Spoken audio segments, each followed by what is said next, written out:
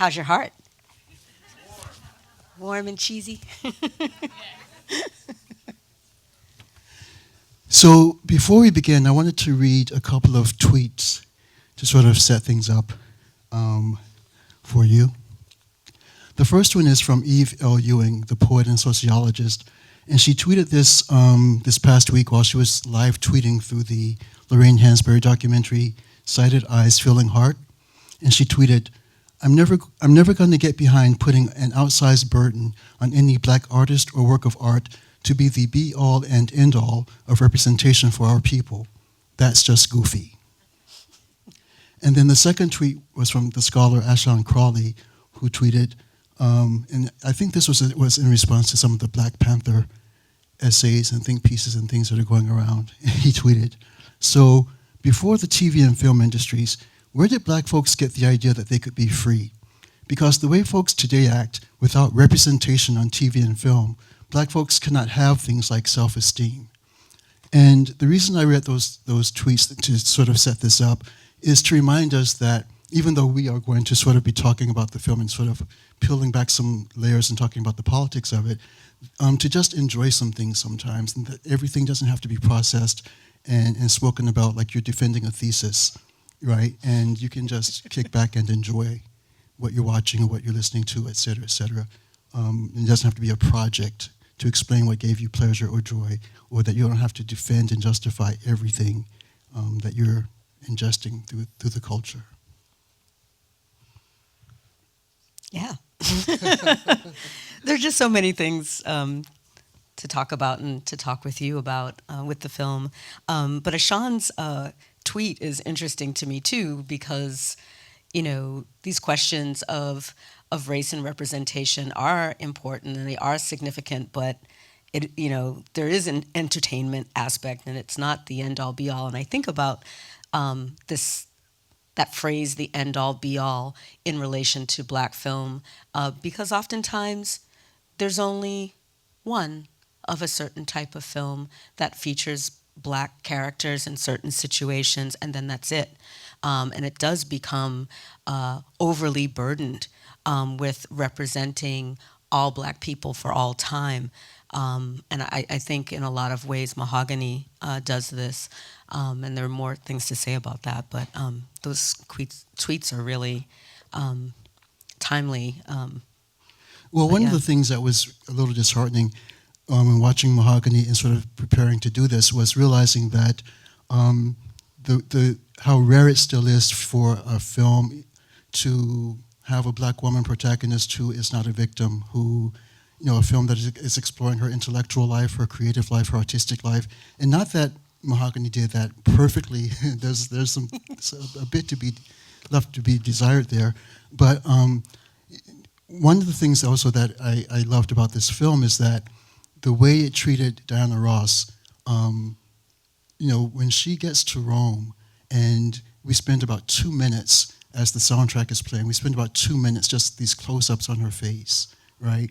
And that might not seem like a big deal, but black women in Hollywood didn't have that. That was really the first time. And what's really disheartening is to realize that the next time that happened in any significant way was 31 years later with Dreamgirls, when there was a montage. How many of you saw Dreamgirls?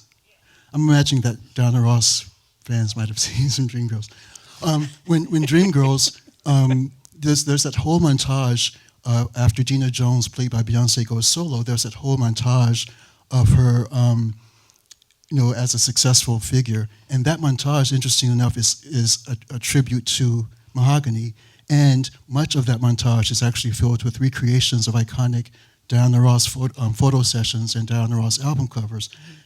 But it's like 3 decades between those films, and to have that kind of treatment where a black woman's face is given the same kind of treatment that Hollywood routinely gave people like Greta Garbo or Joan Crawford, where the camera was just like there to sort of love and fetishize and elevate their face. And even though we had people like Lena Horne and Dorothy Dandridge, who the camera clearly loved, it took Berry Gordy to sort of indulge his, you know, whatever he has with Diana Ross. And I think it's really complicated because when you watch this film, there's kind of a love-hate thing going on with the way her character is treated and some of the ways in which she's filmed.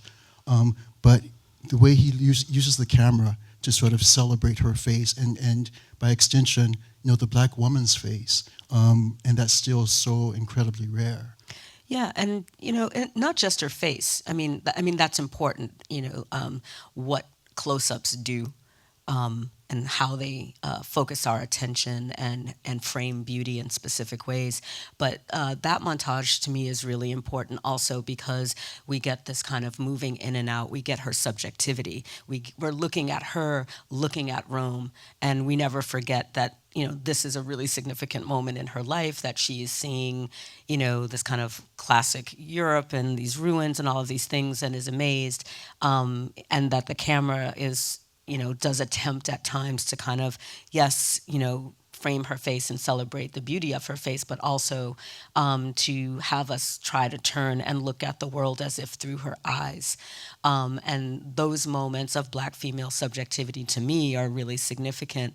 And because they are so common, those kinds of scenes are really common in Eurocentric cinema, where it's a white woman protagonist. It's not unusual to, from the Mary Tyler Moore turn in Minneapolis all the way back into the studio era, to see a young woman in the city or traveling anywhere filled with wonder, taking in the world, a part of the world. We can take those kinds of things for granted, but the fact that there's a dearth of those kinds of depictions of Black people and Black women specifically in public space, kind of points to how intensely felt these moments can be if you're not used to kind of seeing that. At least for me, growing up watching, like, I don't know, I used to watch like Love American Style. It was glamorous, All she had was like nips in her refrigerator, as a child, I thought that was glamorous. Like, she doesn't eat, she just has all these, but she was traveling the world and all of these things. And it's not until Mahogany, for me as a kid, like 75, like to kind of like, and I didn't see the film as a child. I did not, but it was later to kind of know and to hear through my older cousins and my mom and aunties, that this film did something else. And I think it's important. Maybe we should kind of talk a little bit about those, Hollywood archetypes that are kind of in play in Mahogany that kind of get turned through Black culture and Black life. Well, I wanted to read just a little bit of a review of Mahogany that was written by Pauline Kael in 1975. There are a lot of very, very young people in here, so most of you probably don't know who Pauline Kael was, but she might be one of the most important film critics, American film critics of the 20th century. Her influence is massive, and she sort of was the bridge between sort of like New York Times formality and the progressive media, the Village Voice and that sort of thing, a kind of casualness, and she really reshaped the way that people wrote about film and talked about film, and by extension, a lot of pop culture in general. And so one of the things, the way she ends her review is like this. In the Broadway movie house where I saw the picture, the Black women laughed, shouted, and cheered Diana Ross on, though they didn't seem so happy about her learning her lesson and going home to be a politician's submissive wife. Black women appear to want the 40s glamour dazzle that they haven't had before in their image, and they may want it so badly that they don't mind the garish, sleazo Mahogany. Some of the Black men at the audience were groaning, but some of them may accept it too. However,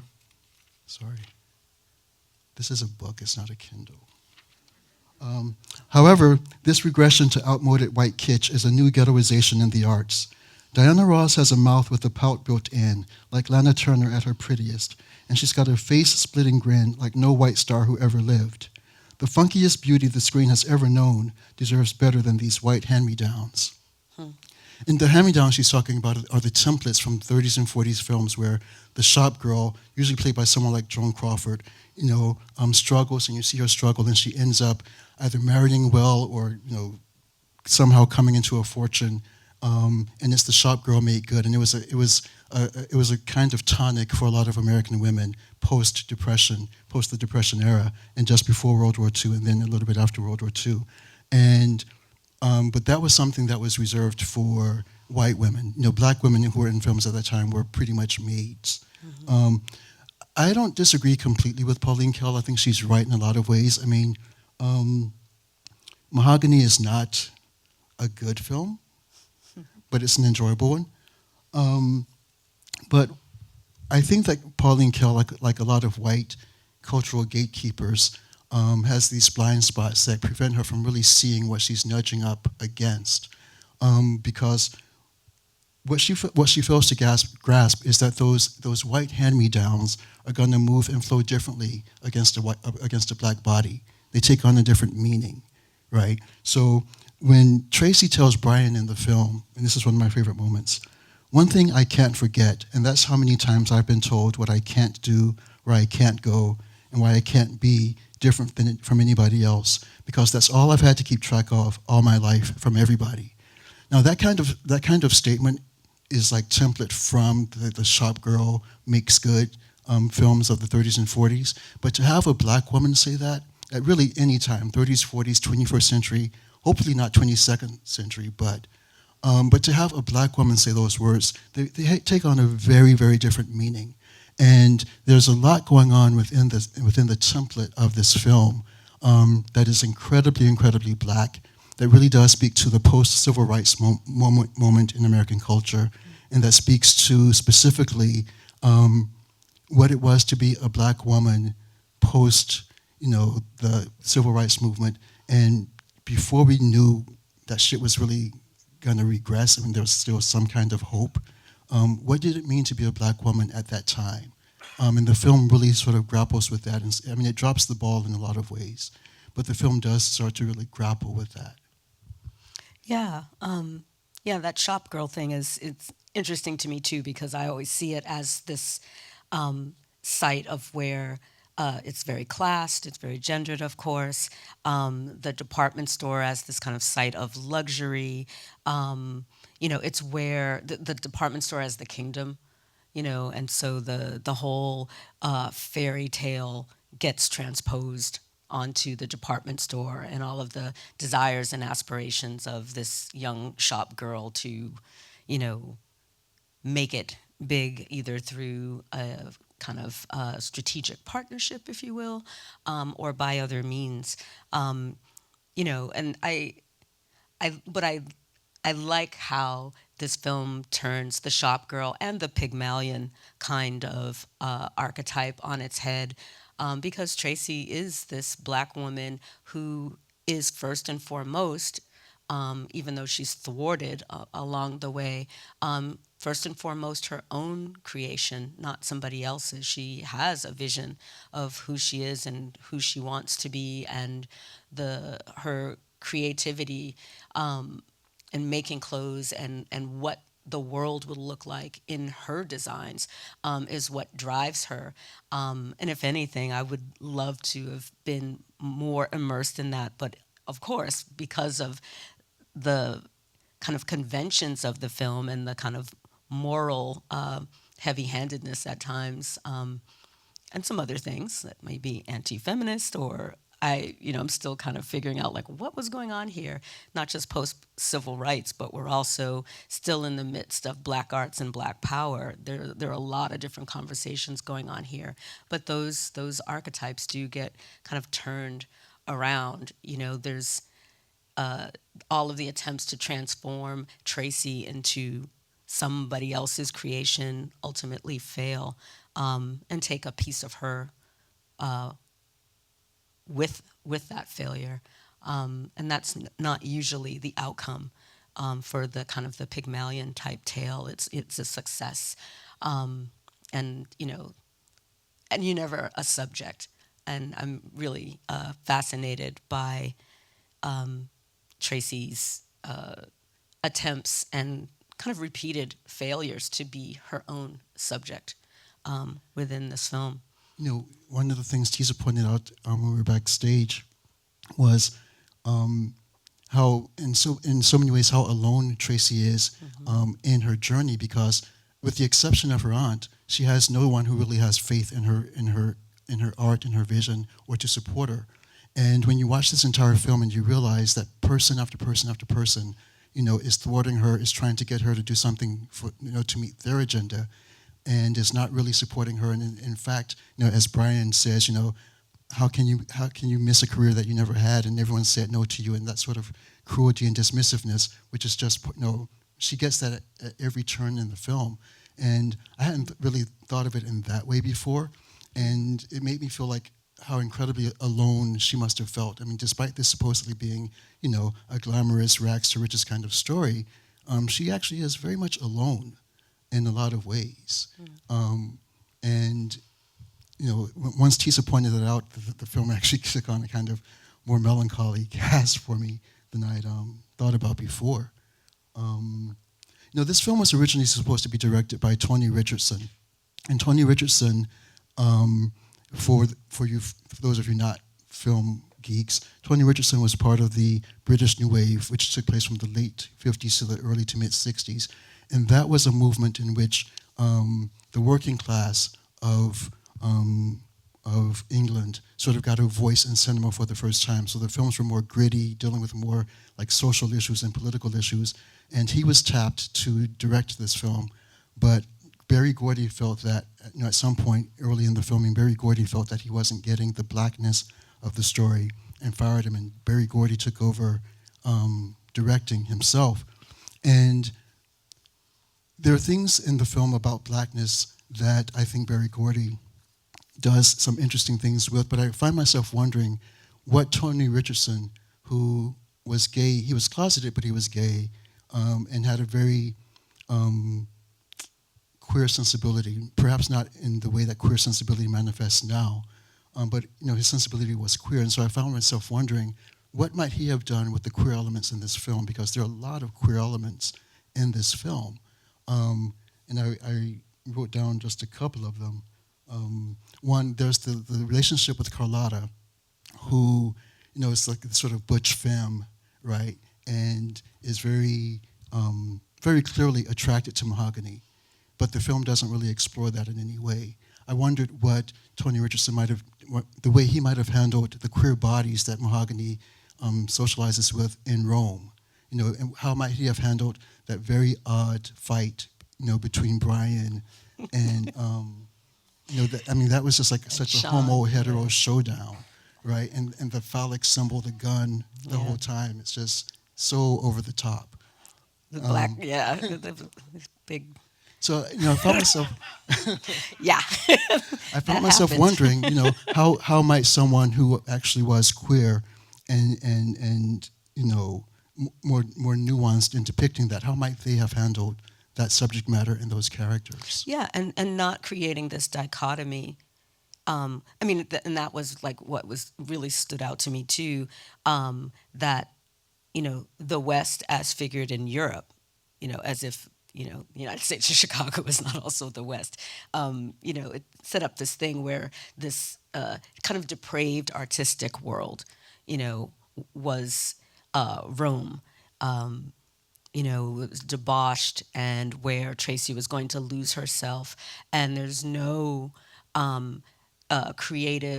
there's no creative community, there's no analog at all to that depicted in Chicago in 1975, which of course is impossible, but for the aims of the film, there's this very hard line and contrast between what happens in Rome, doing as the Romans, and what happens in Chicago.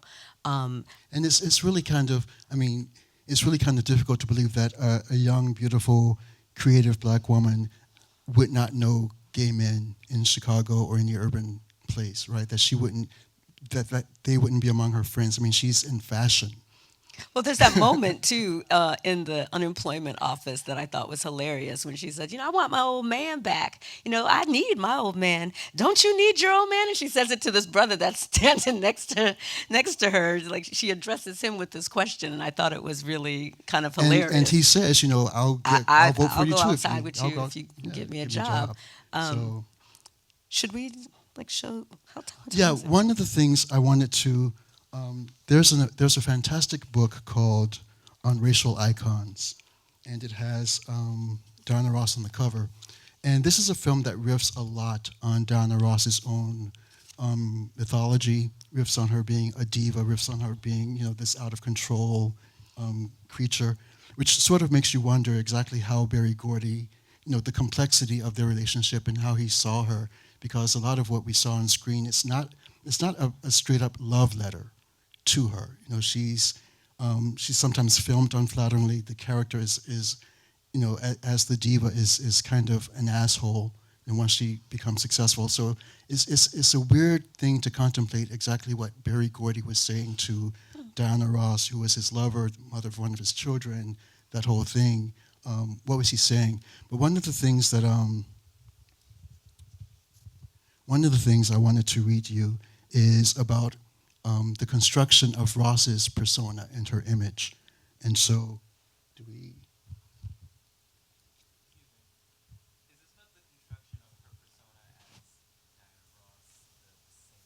Yeah.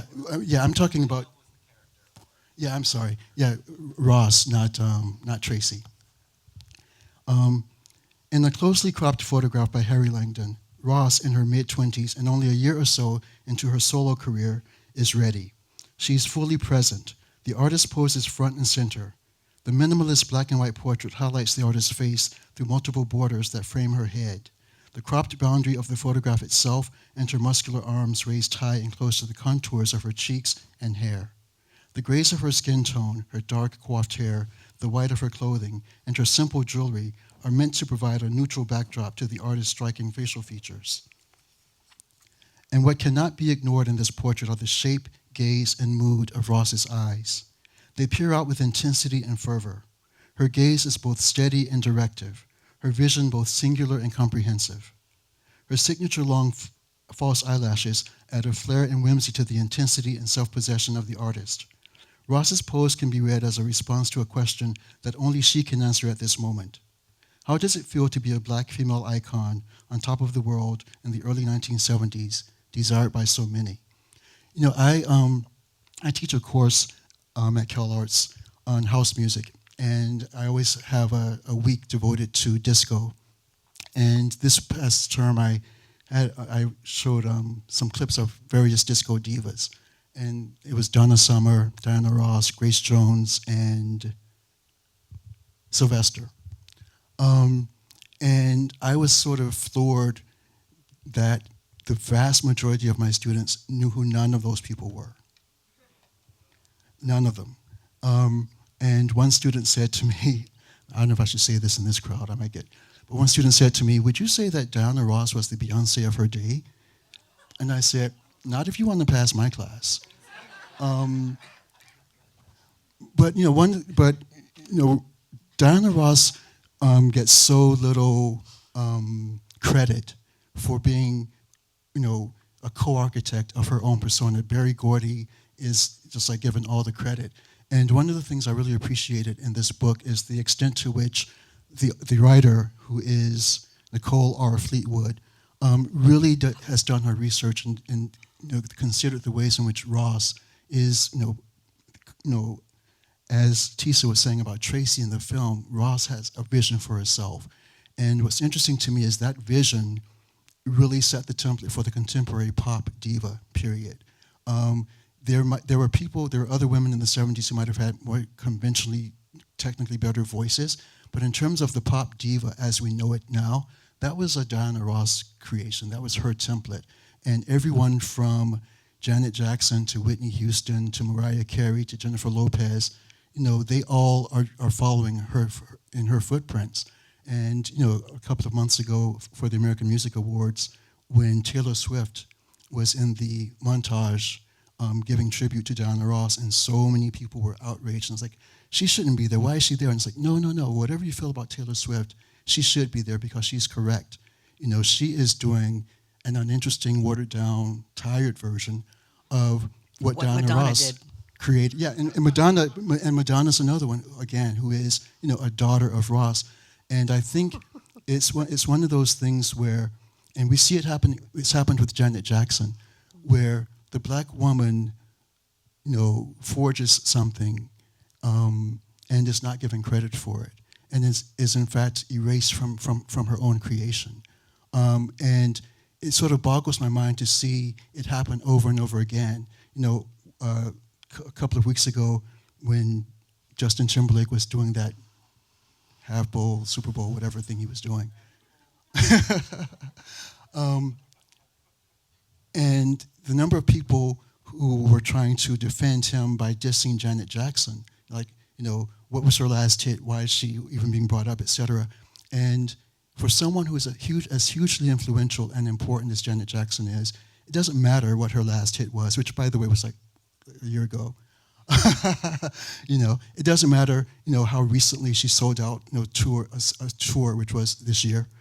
You know, she is an icon, but she gets erased, and the same thing, you know, with Diana Ross. And so, for me, you know, watching Mahogany and seeing Tracy in the battles that she's going through is very similar to Diana Ross.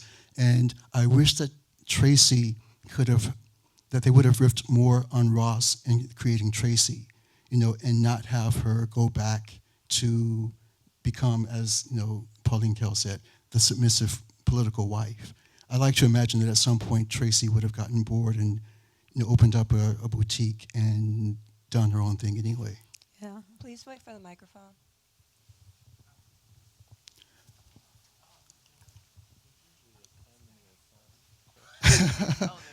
Yeah, we're definitely going to turn over the floor for questions and comments. Oh, okay. Oh, you know what? You know what? It's getting late, so go on. Go ahead. Okay. So, let me get my thoughts.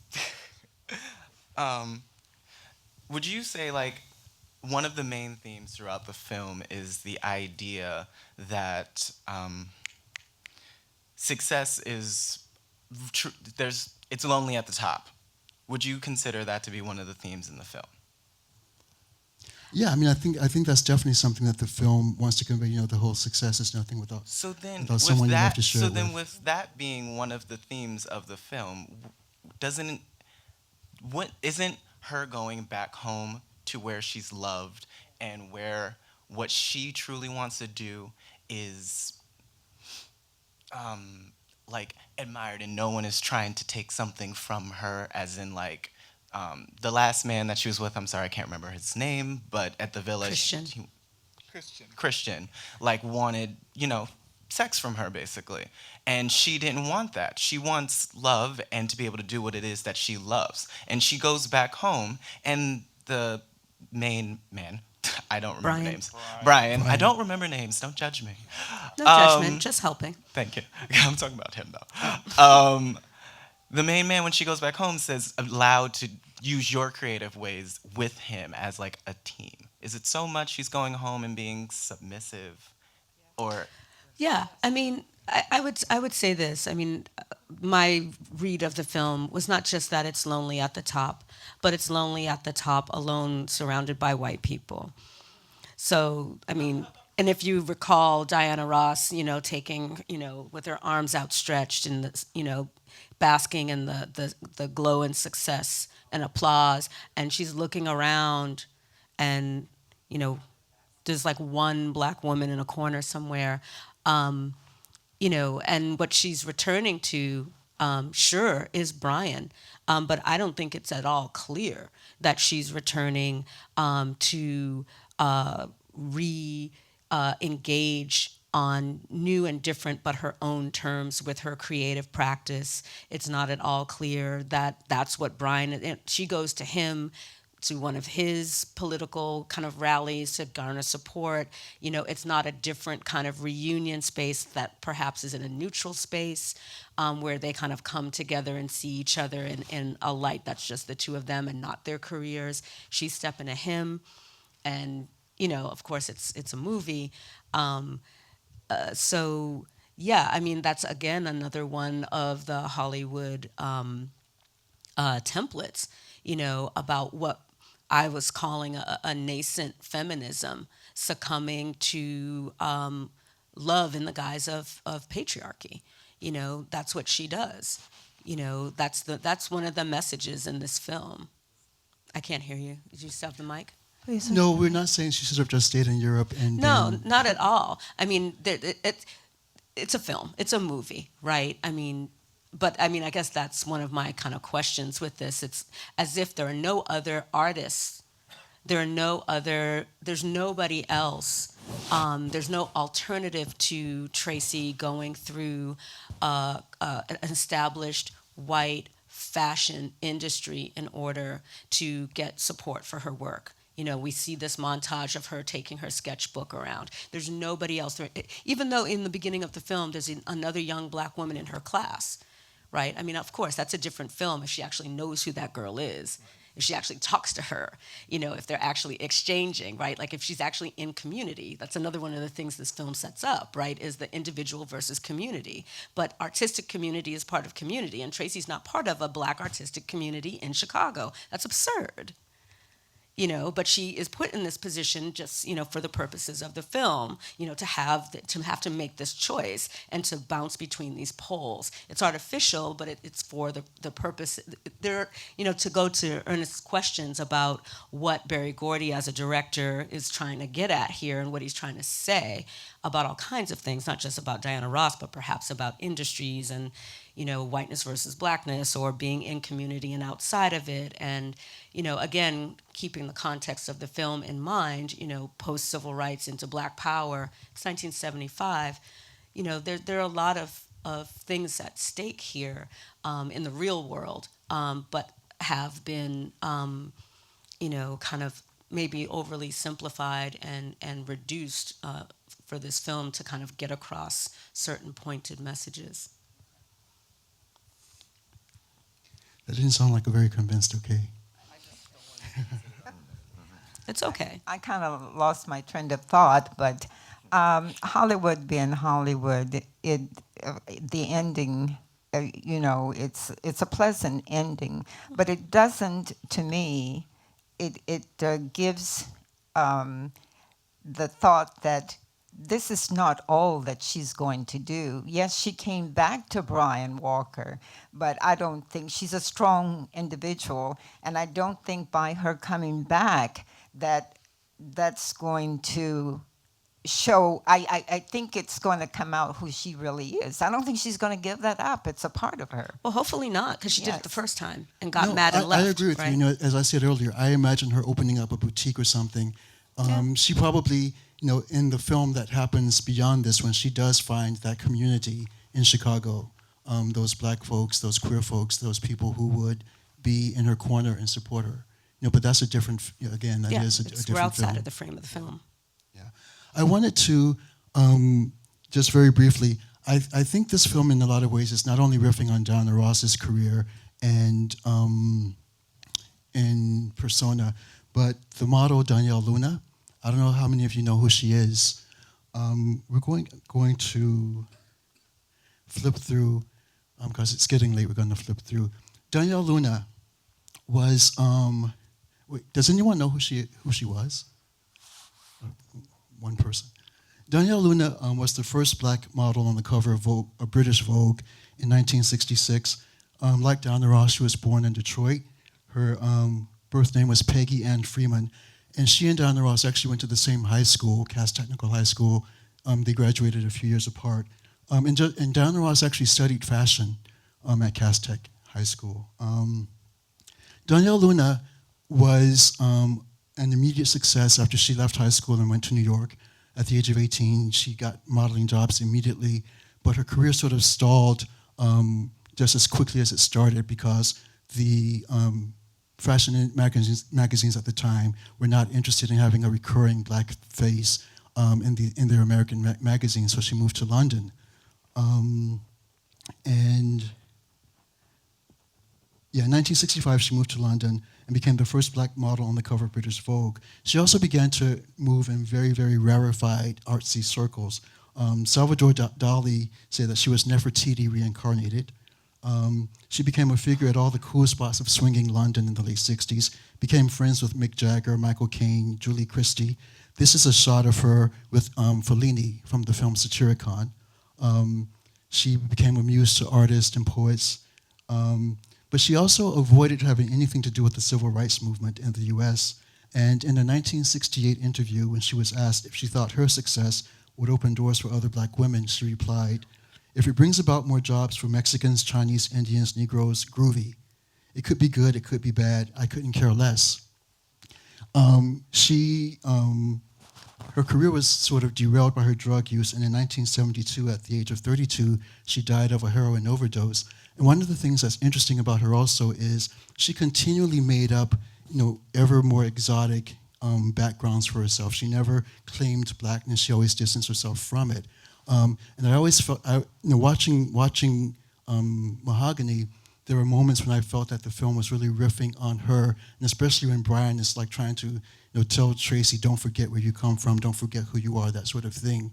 I felt like that was very, very much in conversation with Danielle Luna, who now, unless you're a hardcore fashion scholar, you might not know who she is, but Diana Ross and those people would have definitely known her story. And I'm from Detroit, so I remember when she died, and there was a lot of like almost animosity toward her because she'd been so dismissive of black people, she'd been so dismissive of Detroit. So she was definitely a known figure, a controversial figure. And her relationship to blackness and then how she portrayed herself, how she moved through the world of fashion was definitely seen as sort of a cautionary tale. And so I definitely think that a lot of Mahogany is sort of riffing on her story as well. Wait for the mic.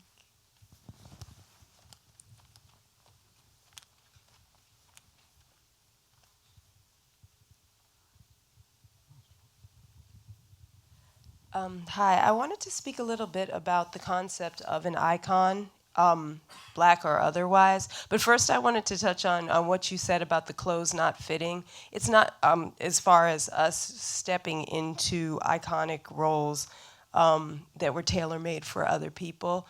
Well, again, we can't, because we have to create our own icons and not have it filtered through the prism of the white gaze, if you will. And I think that's been kind of the problem with the ill-fitting clothes. And also I agree with you that on its merits, is not a good film. And I've never seen it before. I really wanted to love it, but it is an important film for all the reasons you described. So as far as icons, I feel like it is a problem of context.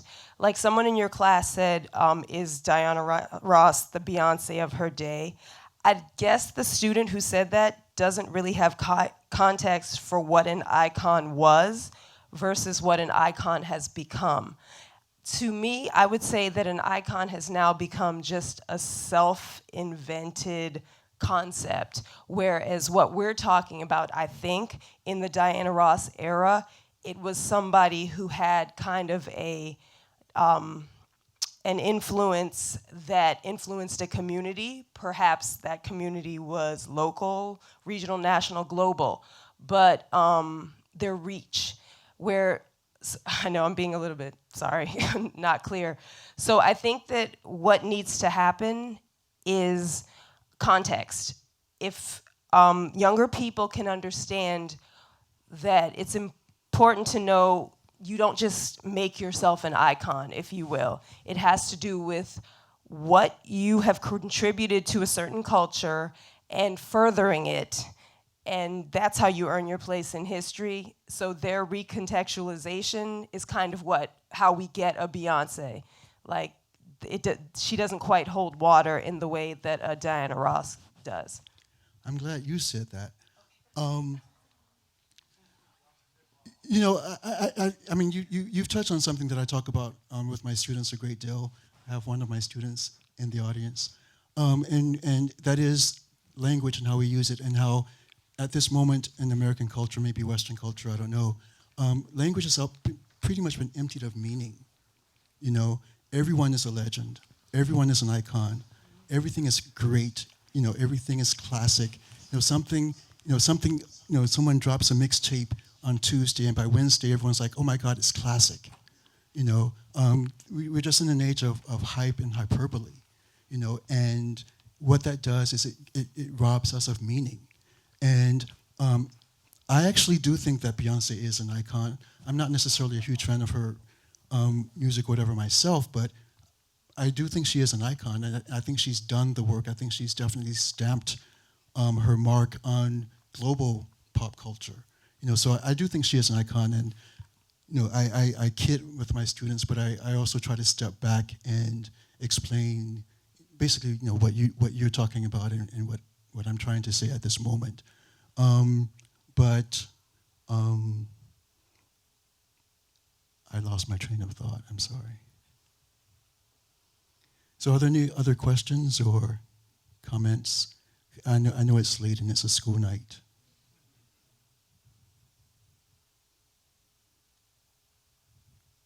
You're so quiet. Well, did you want to do the... No, I mean, we can just kind of go through the rest of these images. There's no time. This is Munia. She's a Martinican model, like right at the advent of the supermodel, and she was Yves Saint Laurent's muse. And had we time, since we clearly prepared an entire other presentation, I was really just interested in kind of problematizing the question of a muse, what a muse is, especially the kind of racialized muse, what we see happening with Tracy in Mahogany, and to just kind of speculate on the kinds of experiences that models, being in these rarefied worlds like Donyal, Luna, what Naomi Campbell became and why, and just kind of really thinking about the fine line between what might be perceived as a kind of subversion or even activism or political statement on the part of modeling agencies or designers or magazines to have Black models on their covers and on their runways, the fine line between that and fetish and objectification, and this constant kind of trouble between being a subject and an object, and whether being a muse is a collaborative endeavor, or if you are, as Tracy referred to it, a coat hanger, a coat rack for somebody else. And this image in particular kind of exemplifies, in a way, the that fine line between kind of a aesthetic and political statement and fetish, and it's all in the noses here. It's really, really deliberate to accentuate the African features of Munia, which I love, and I've adored her throughout my teens and 20s. I just thought she was amazing, and it was wonderful that she was from the Caribbean and everything. But it also kind of points to the ways in which people like Grace Jones and others were positioned in the public sphere as a kind of authentic African objects. In some ways, but then also she's just beautiful. So just the madness around that in the fashion world and other worlds. One thing, sort of piggybacking a little bit on what Tisa said, one of the things I do think was really interesting and that Berry Gordy got right in this film, and I almost wonder if it was an accident. And when what's the photographer's name? Sean. When Sean says to Tracy's aunt, Florence. yes, I'm just being says to a jerk Tracy's now. aunt, you still don't know what's wrong with Chicago, right? After the racist, encounter and everything, you still don't know what's wrong with Chicago. And then the film immediately cuts to the photo shoot at the dilapidated house where you have these white models in these designer gowns, and you have Black people and poverty used as props. And I love that juxtaposition of him, sort of thinking that he's this progressive, radical figure, speaking out against racism, and then he's staging this incredibly offensive, racist photo shoot himself. And at that moment, it's like he's standing in for two figures. One, even though he's American, he's standing in for the white European who claims that racism is uniquely American, right? But he's also standing in for the white American liberal who will give these platitudes and give these speeches about how progressive and radical they are, and then be completely oblivious to the racism that they are enacting and perpetuating on a daily basis. And Tracy steps right into it. When Brian asks her to pay this woman that you just pulled out of the crowd to be a part of the shoot, and she says that's not the point. And it's just like, and it's just one more aside, and it'll be the last thing I want to say about B. Richards, who has this small part in this film as Aunt Florence. She is a really renowned and venerated actress. She was in Guess Who's Coming to Dinner. She was in a lot of different films. But what's not as well known is that she was a major figure in the Black radical left in the 1950s with Alice Childress and a number of women doing like deep political action. What's I thought was really interesting about having her in this role as the only other Black woman in the film who sees and recognizes, appreciates, and supports Tracy in her creativity and in her personhood is that B. Richards wrote this poem that's called "The Black Woman Speaks of White Womanhood," which was presented at the Chicago People's Peace Congress in 1951 and pretty much eviscerates Black white women's so-called feminism and solidarity, which comes at the expense of Black women, and that happened in Chicago, and that B. Richards is here in this film, in this moment, doing a small but very significant role. I thought deserved comment, that there's a lot of deep meaning embedded in that, whether it was on purpose, or whether it was in alignment with my thinking or not. Having her in this film is also just, I think, a beautiful gesture of care for Black actors who have cycled through stage and screen and would otherwise be forgotten, if not always pulled forward into these films, like in Mahogany. So I think that's it. Yeah. Unless anyone has another question or comment. Well, thank you for coming out. Thank you very much. Please definitely join us for our final screening in this series of Chocolate Babies, which is a really amazing Fantastic. cult film from the 1990s.